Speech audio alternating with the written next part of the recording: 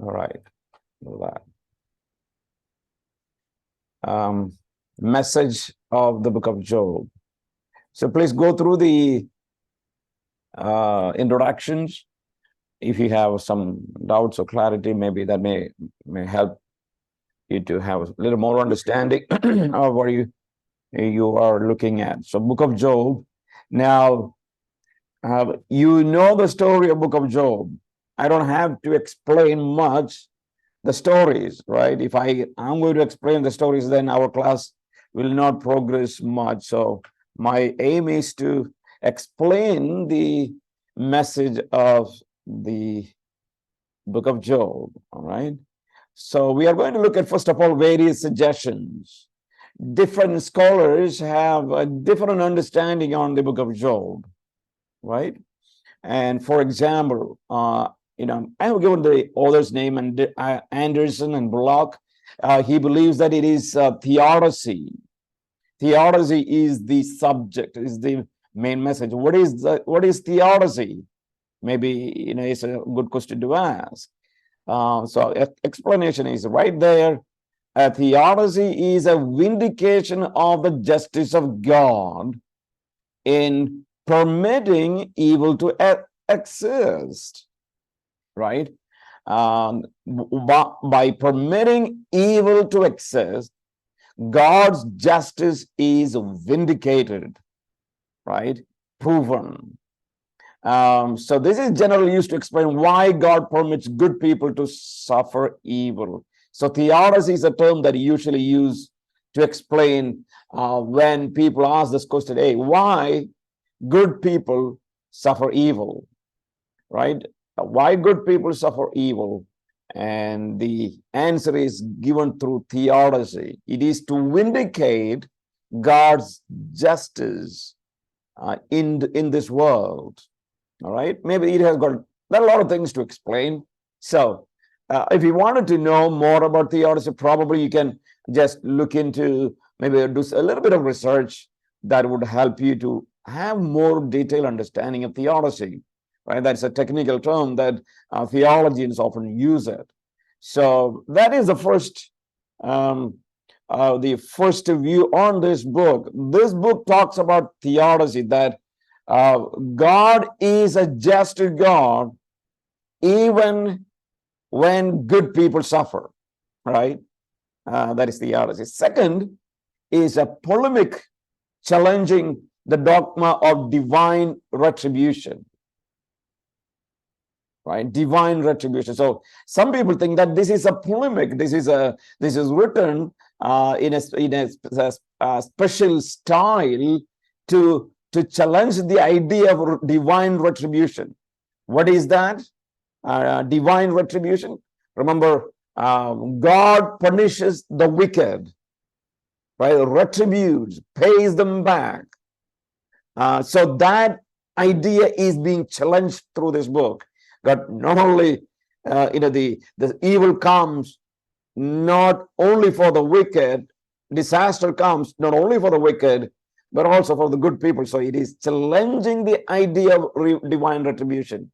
That's what some people think.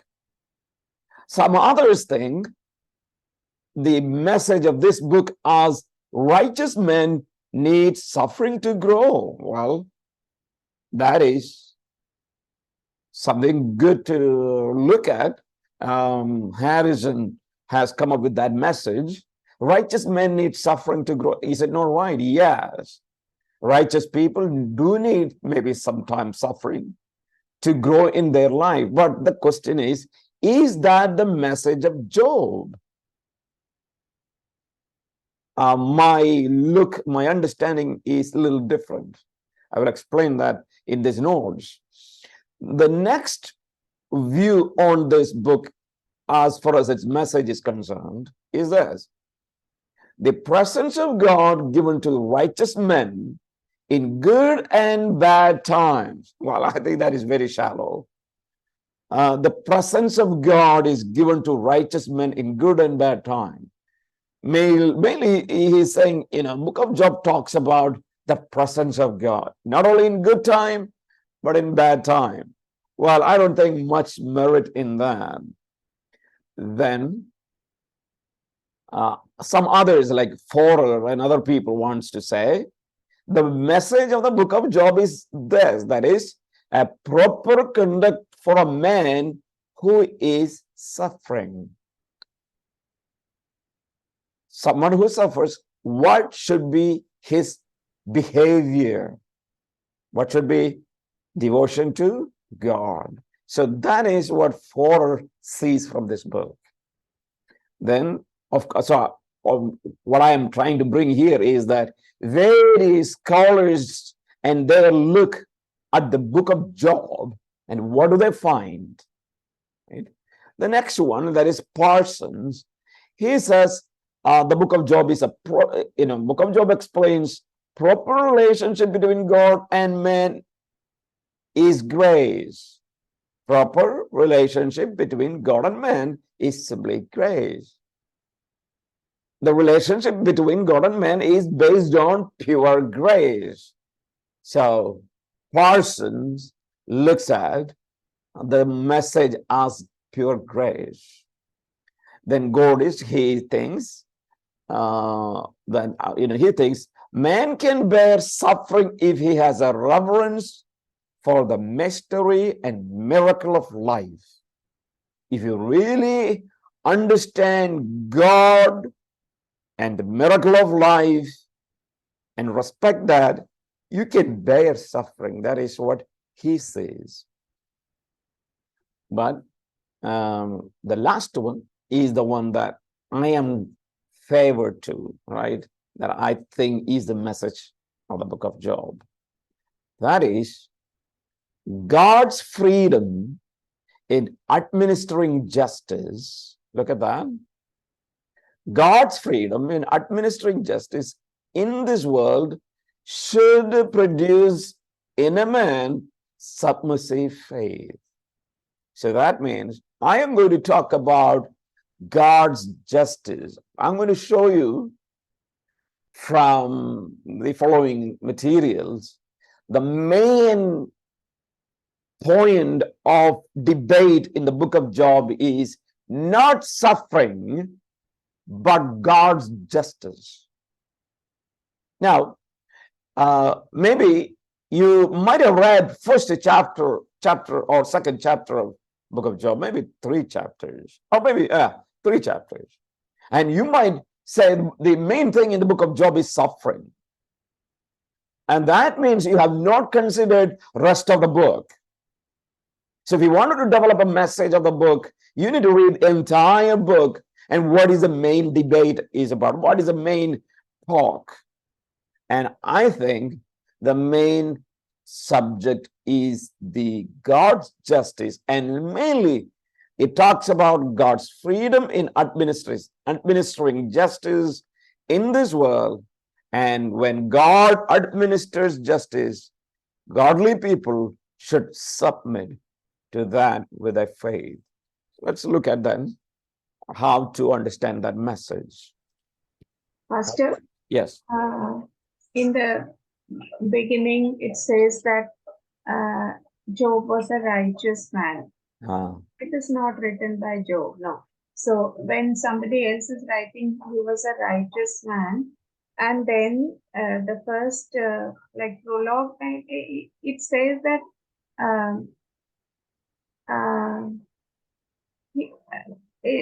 when Satan challenges God, that he will remain faithful, like God says, and he will remain faithful. You can try him. So don't you put it in the category of trials for the righteous? All right. Yeah. You are saying justice is given. That means Job's sin. Well, maybe I can put the trial for the righteous if I read only first 3 chapters. But what I'm going to show you is something different. The way he interacts with his 3 friends, does it show? Yeah, that is, I'm going to look at all the friends here. I'm going to look at every argument, and then you will understand what is the real what is the real thing in the book of Job? All right, so let's maybe once we finish the discussion, you may be able to get more clarity on what I am going to talk here. All right, let's look at that. Many interpreters have understood the message of the book of Job primarily dealing with the subject of the righteous suffering. Like, that is what most of the people think. However, this approach is myopic. For the suffering, Job is never told either who was immediately responsible for his suffering or the reason for his suffering. The Bible doesn't say who was responsible for the suffering of Job or what was the reason for his suffering. The Bible doesn't say in the beginning. So in dealing with the book's message, it would be more precise to view Job's view. Look at that one. All right, so to view Job's suffering as a catalyst to explore the central concern of the book. It was just an instigator of the central concern of the book, that is God's administration of justice. It was only to bring our focus to that central concern. Job's suffering was only to bring our focus to the central concern, that is administration of God's justice. Now, what do we mean by that? This refers to God either blessing a person for living righteously, that is remunerative justice, or judging a person for living wickedly, that is retributive justice. Remember, I already explained, right? What is remunerative justice? What is retributive justice? These two terms we discussed in systematic theology when we learned theology proper, I guess. So please understand, what is remunerative justice? What is retributive justice? Remunerative justice is God is rewarding, blessing people for their good things that they do. Retributive justice is God is punishing, judging people for their evil things, right? So that is what the administration of God's justice means. Now, if you look at Job chapter 1, verse 1 to 5, Job is pictured as having genuine righteousness, yes, okay, with consequential blessings of an ideal family, wealth, right, social prestige, and a good reputation. So first 5 verses tells that Job had an ideal family, wealth, social prestige, good reputation. So these are all, blessings in the life of Job, because he is having genuine righteousness. He's a righteous man, and therefore righteous people should have what? Remunerative justice in the Old Testament. Should be blessed, a blessed stage, good family, good wealth, good social prestige, good reputation, everything is there. So Job was a living proof of God's remunerative justice. Yes. So that is the first 5 verses. However, in verse 6 of chapter 1 till chapter 2, verse 10, Job's life of blessing is quickly changed into what? One, severe suffering. Quickly changed. This was no apparent action that Job could have been ever held accountable. That is the problem. Job did not do any sin, but his entire life just thrown up heels over head, just destroyed. Not of his sin. Now, okay, here is a situation that Job's life is just destroyed, not because of his sin. So situation tells us Job's understanding of this dogma of God administration of justice. What is God administration of justice? God should punish the wicked and bless the righteous. Job was righteous, should be blessed, but why a punishment? So there is somewhere problem with the God's justice, right? So that is the issue in chapter 2, rest of the chapter 1 and 2 we face. Job wants another explanation of how the moral sphere of this life is governed. Now, if righteous people suffer like this, you need to understand, God, you need to tell me, how do you really govern? Do you really govern this world? Even his friends also find their understanding challenged. However, they tenaciously cling to their interpretation of God's administration of justice. They have their interpretation of God's justice.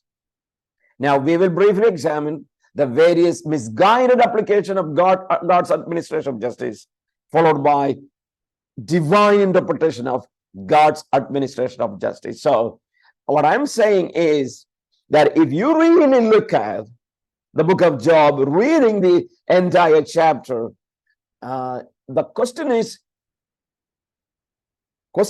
is asked, why Job suffers? That is the question to be asked, right? The answer is given rest of the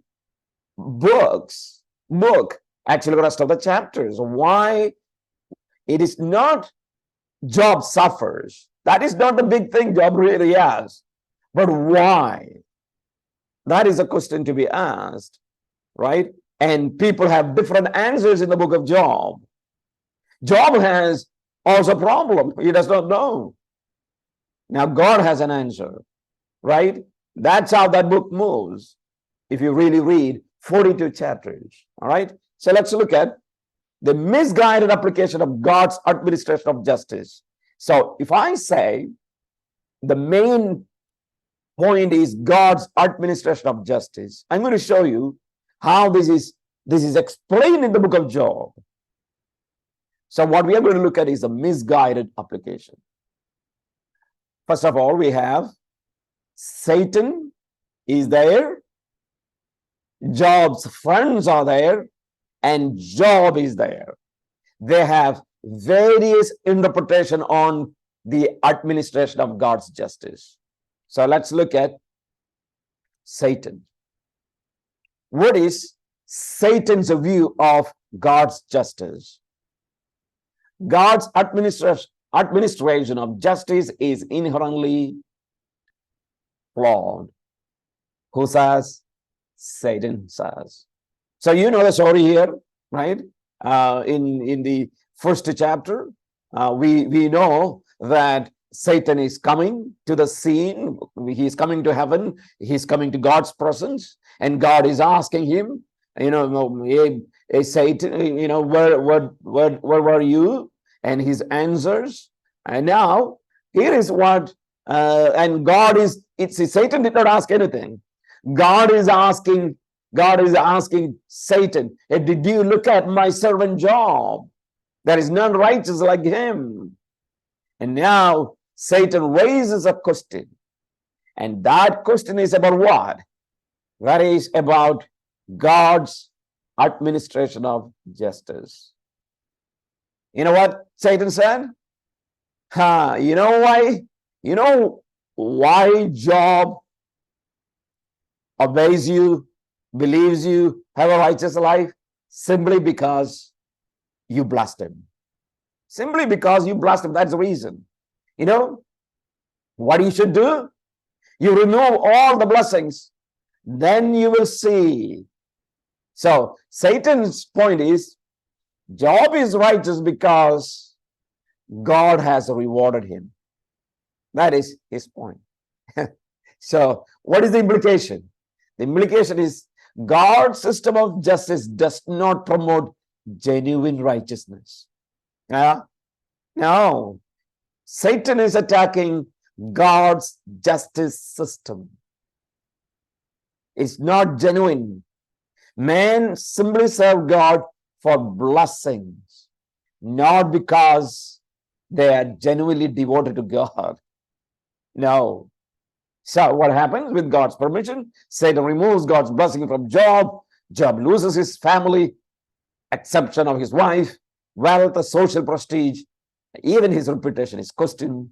Satan's goal is to get Job to curse God. By doing this, Satan will demonstrate that God's moral order has an intrinsic defect. All right? So that is what Satan's view of God's justice. Your Pastor, rule, yes, go ahead. Pastor, this Satan's view that man is obedient because God is blessing him, to some degree or other, will it not be true of our life also? Because at some point or other, when we started, it's not that we immediately started to obey God implicitly, come what may. But could there be an element of receiving blessings in our prayers, in our obedience, in our following God, in our being devoted to Him? Well, that's a good question. That is something that we are really fighting, right? I think that is what we are fighting, because a prosperity gospel would simply say you trust in God and your life will be blessed. So what God requires when someone follows Jesus, he said, you should deny yourself and carry his cross, that he should die daily. The idea is that unconditional commitment is what Jesus requires from a child of God. Whether your life is blessed, that you have, like Job's, you have all things, or your life is a miserable thing, like miserable, like your health is, you have no health, you have no wealth, you have no prestige. Still, Jesus requires undivided commitment from us. So maybe in a sense, the book of Job clearly teaching us, that lesson too, that God can give, evidently we all are sinful, right? We live in a sin-cursed world. We do not deserve even the air that we breathe, actually. It's not that we deserve, but God's common grace he gives to all of us. So I would say our primary devotion to God should not be based on what we get. If that is what a believer's disposition is, then there is going to be a time coming he will not have everything that he has, right? And when he dies, he loses everything. So maybe something I would say, no, we are not to follow God because of blessings. In a congregation, when there are young believers or who are youngsters who have accepted the Lord, and the initial stages, would they not be desiring some blessings? Would they not be expecting some some blessings. For example, youngsters who are looking for jobs, looking for marriages, looking for spouses, they would certainly be expecting that God will bless me in this area, or if they have difficulties in life, they would be certainly be expecting. So my point is, there can be an element of selfishness at the back of being obedient to the Lord. Let me say, I think everyone expects that. Well, every believer expects a good family. Yes. Right? Resource. I'm not saying only youngsters. I'm saying everyone. Yes. Is it wrong to expect? No. No. No. Absolutely no. Only thing, you should not expect that it will rain from heaven, blessings, but rather you need to work hard, right? Yes. You need to use your wisdom. You need to study well. You need to be wise in your choices when you get married and things like that. But we all expect blessings in this life. Is it wrong? I'm saying absolutely no. But the question is, what if nothing is there for us in the end? Well, how do you look at your God? That would be a question. And therefore, if we are good people, yes, we will also say Christian life has not always, it is not the bed of roses, but it is sometimes thorny place. So to the young people, we need to show them this side of life as well. Not only so that you can prepare them well. So that's how I see. Yeah. Thank you, Pastor. Thank you. Sure. All right. So Satan's view. Satan's view is something. He says your administration has problem. Your justice has problem. It has got intrinsic defect in your moral order because people respect you, worship you, serve you because they are blessed. If they are not blessed, they will curse you. That's what it is. Yes. Now let's go to friends. So I say here, Satan says God's administration of justice is inherently flawed. That is what Satan says. Now, what about the friend says? Friend says, what they do, God's administration of justice mechanically applied. Mechanically applied. The friends, Job's 3 friends, and Elihu, we will look at them all, share a common belief that God mechanically rewards and judges people for their actions, right? Mechanically.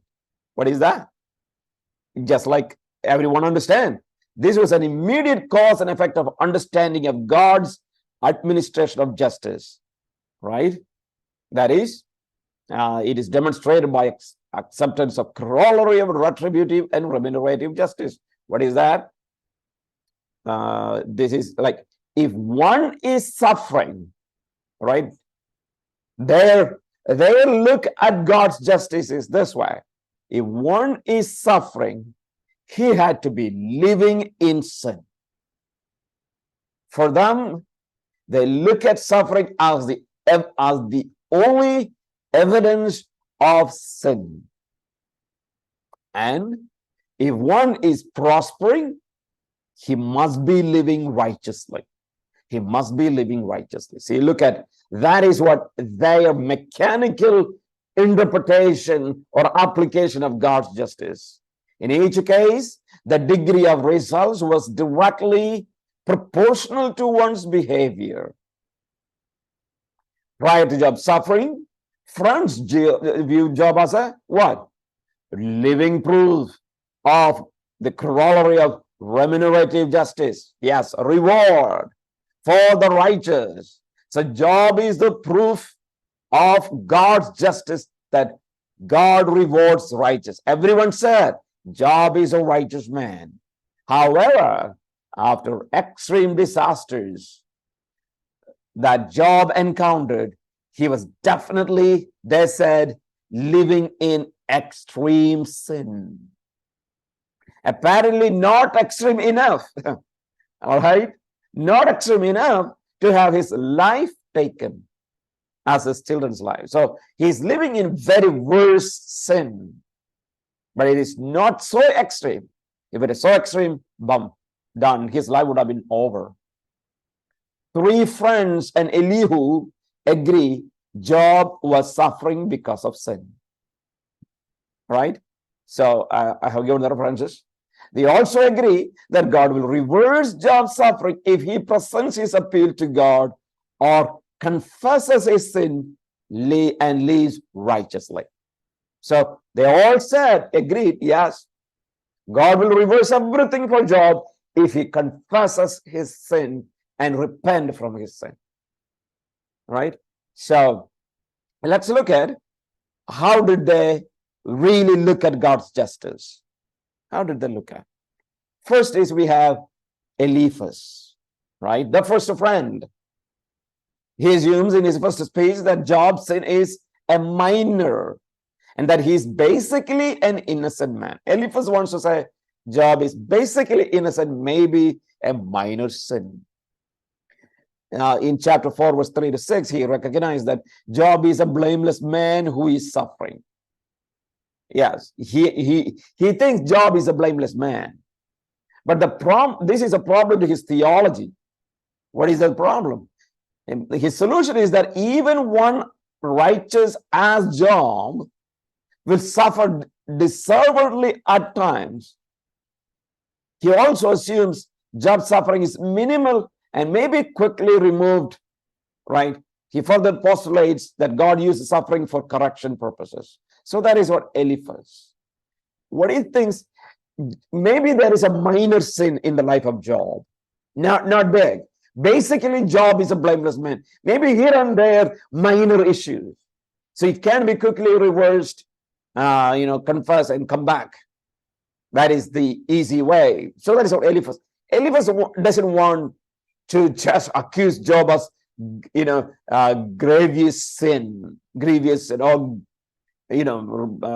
mortal sin. Rather, maybe minor sin. That's what Eliphaz wants to say. Second man, Bildad.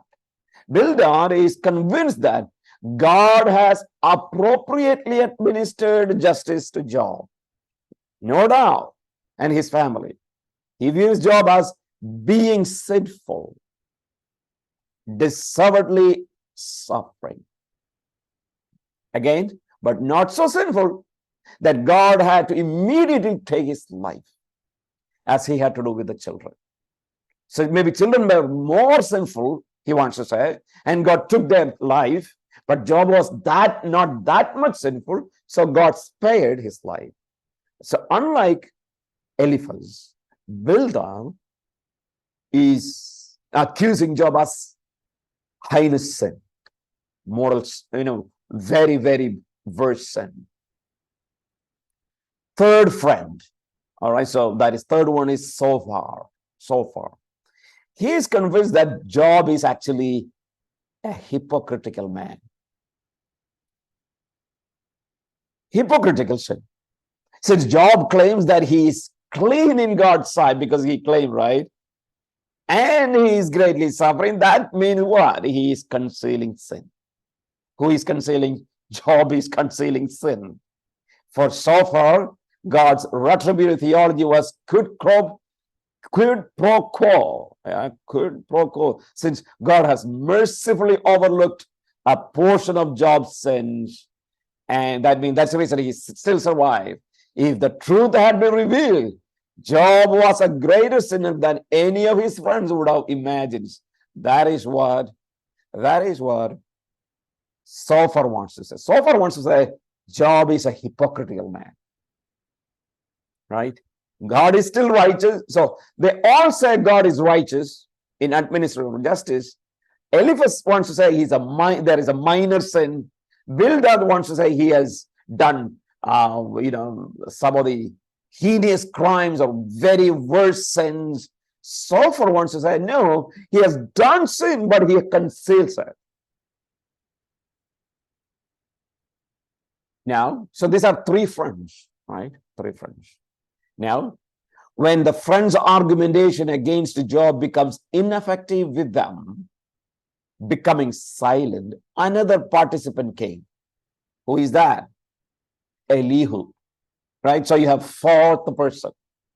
He appears in chapter 32 till 37. Like Job's three friends, Elihu is also a defender of God's justice. God is right in judging Job, right? They all defend God's justice because he's also accepted its corollary, that is, the consequences. That is, he assumed that Job was suffering because of sin, right? That's what he assumed.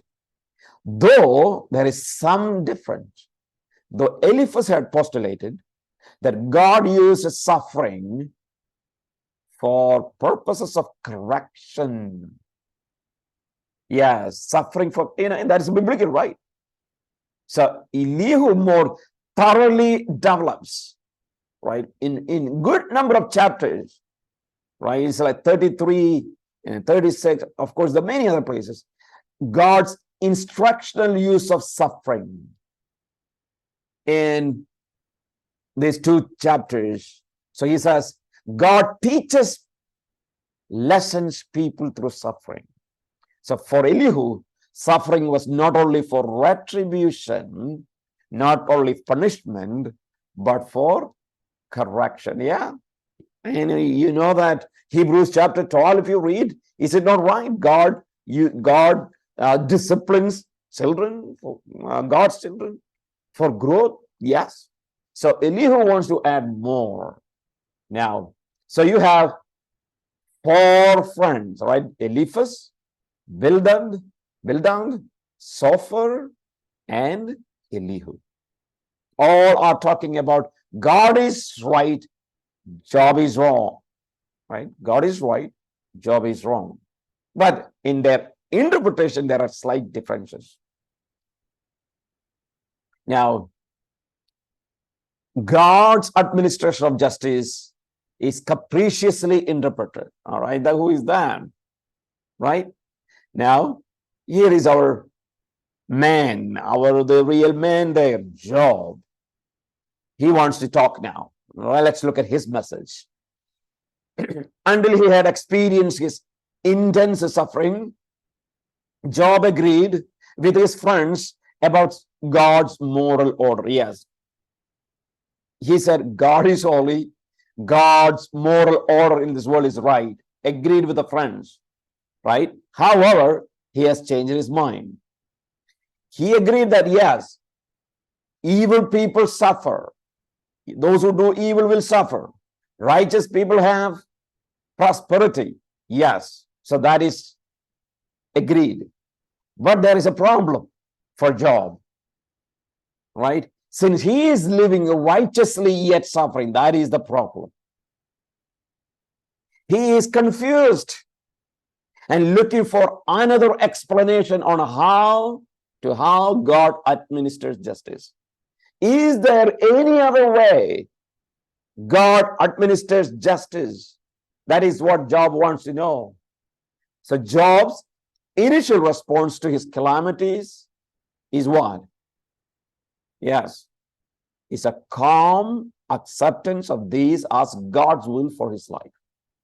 So, friends, we know that Job accepted God's, this calamities that is coming from God as God's will for his life. He said, God gave everything and he has taken away. Blessed be the Lord. Everything from God. No problem. Job did not do any sin. That's what we read. But after prolonged reflection, he realizes that his understanding of the moral order of life has collapsed. Yes, that was the problem. Job accepted what happened to his life, but the question that Job had about God's moral order, I am suffering today not because of my sin. Why this happens to me? If you are righteous, God, why this happens to me. So there are some wrong accusations Job had against God. Wrong accusations. All right. Now, there are few more things we need to look at here, right? Job's accusation. Maybe I may not be able to finish it. So what I will do, I will just, okay, it's 9:44. I will just stop our the session here and we'll continue in the next class. All right. So any questions on what we have discussed so far? Pastor, Yes. now the scripture says that God will not give us, let us have any problems that we cannot bear up. That we have to bear up the problem, but He will not make it over what we can't bear. He will not allow any problems to come like that. But in the case of the book of Job, now he suffered over the limit. I feel that over the limit, and especially his children, where it says that his children were killed. Will God allow Satan to do that, as to give such a problem to him? But number one, God did not allow Satan to do anything. There actually, of course, there are times God allows Satan to do, but this is God. Everything is in God's control. Something that man can bear, God will not do anything that man cannot bear, right? And my point would be is that yes, if you are a child of God, God will bring things into your life that only you can bear, right? The question is, did Job bear those things? He did. Maybe for us, humanly speaking, it may be difficult for us to look at it, all the children are dead. But if you look at generally in our world, there are many families who lost everything, who lost children, everything, just like Job. There are many families with the various disasters. So when that happens, then you will have God's grace. That's how it is. You may not be able to understand. You may think, okay, what happens if this happened in my family? What happens if my relatives die? Can I bear it? But when it happens, you will bear it, right? That's how it is every time. Maybe maybe your spouse, maybe your children. You may not. The other day, my daughter was talking about one of the students. She's maybe studying for +1 or +2. Looks like she's dead. Couple of weeks ago, maybe 17 years old. We will die. You may not expect things to happen, but things can happen at any time. I am saying God will give you grace to bear all of those things. So God gives. He has given in the past, still He gives. So this is something you might say, how can I bear if the same thing happens to me? I am saying you can, because God gives you grace to bear it. So I have no question on that, because I have experienced many people, lives of many people, when tragedy is stricken, they have come up, right? When tragedy comes, God just lifts them up to face it. Because for God's people, when you face tragedy and when you bear it, it's not only you who are bearing, God is bearing with you, facing that tragedy with you. And that makes everything different. And that's how you deal with it. So I would say, yes, absolutely. God gives grace. He has given, He will continue to do that. I want to take a minute, Pastor. Sure. Thank you, Pastor. I just want to share with everyone that I have two children, son and a daughter. My daughter is 34 years old, and she's got two little granddaughters. And 2 years ago, during the COVID, her husband passed away. And she's a widow with two children. Today, she's 34. Now, to me, Job's problem may be unbearable, but to you, my problem may be unbearable. So, how A looks at B and B looks at A is what matters. So, we look at Job's problem and say it is very unbearable. But many times, many people have asked each one of us, how are you able to go through this? How did you have the strength to go through this? Many people have asked each one of us at our times. So I think what Pastor said is right. Thank you.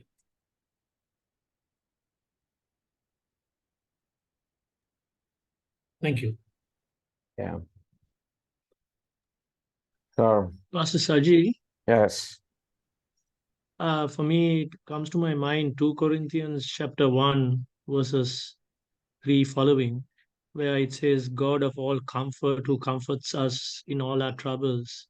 And one of the reasons is so that we may be able to comfort those who are also going through similar situations. Sure. Absolutely, yeah. Yes, God has given us experiences so that we can be a blessing to other people, that we can comfort other people who are going through same kind of troubles. Yeah. So, one thing is very sure, and it is a fact. It is a fact that maybe when you look at somebody else and their life, you might ask a question: how do they go through this? How can they suffer all, right? But when that happens to you, you will know, yes, you are able to, because there would be, God has given us a lot of people, His word, so that you can be strengthened. And in the end, I would say, here is a verse from Jesus, right? Jesus is speaking to Paul, who was Saul, and Saul was persecuting the church of God. And when Jesus called Paul, this is what Jesus said: why are you persecuting me? We know that Paul did not personally did anything to Jesus, but to the church. The idea is that God's people should understand something. That is this: when you go through problems in your life, when you are facing difficulties that is unimaginable, maybe tragedies that are unimaginable, always something you need to learn, and that is, you have a Christ who is facing that mountain with you. Right? That's how we take comfort. That's how we are strengthened. And Christ had gone through. Christ is an example of suffering, and he had gone through the worst pain that a human can bear in this world on the cross, right? So that's how we go through. So I would say, yeah, it is. If you look at Job, it is big tragedy, but God gives grace. So it's sufficient to face everything. All right.